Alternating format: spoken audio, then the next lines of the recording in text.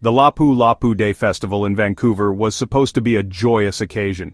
The annual event celebrates Filipino heritage and commemorates Lapu-Lapu, a historical figure revered for his bravery.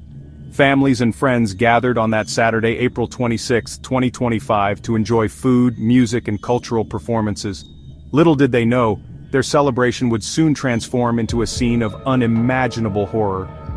Around 8 p.m. local time, a black Audi SUV suddenly plowed into the unsuspecting crowd. The driver, a 30-year-old man from Vancouver, steered his vehicle directly into the heart of the festival.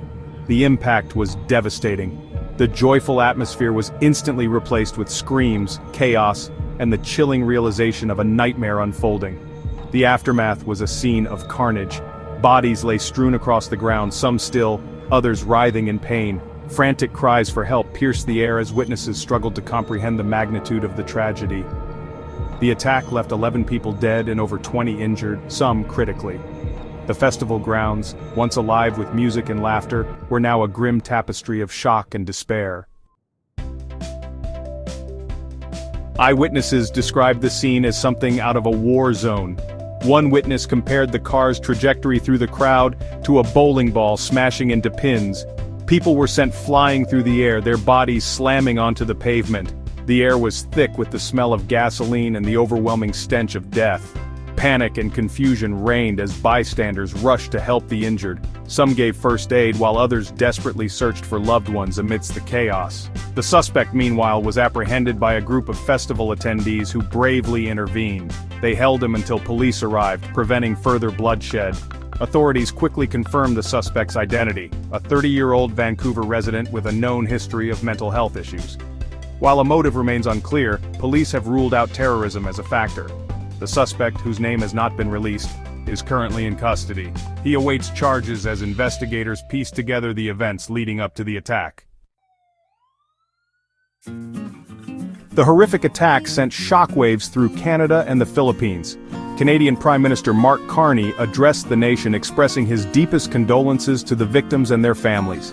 He reassured Canadians that there was no active threat and praised the first responders and civilians who displayed immense courage during the tragedy.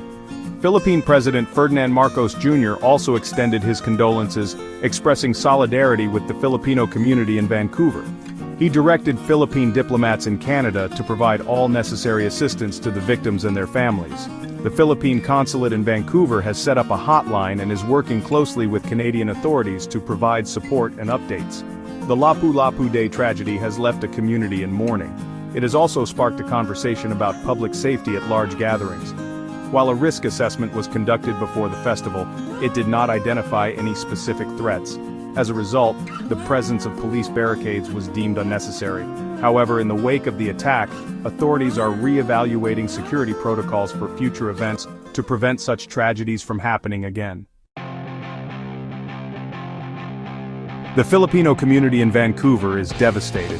What began as a day of cultural pride has been marred by unspeakable tragedy. Vigils and memorials have sprung up across the city as people gather to mourn the victims, offer support to their families, and try to come to terms with the senseless loss. The healing process will be long and arduous, but the community is determined to support one another through this difficult time. Mental health services are being offered to those who witnessed the attack and are struggling to cope with the trauma.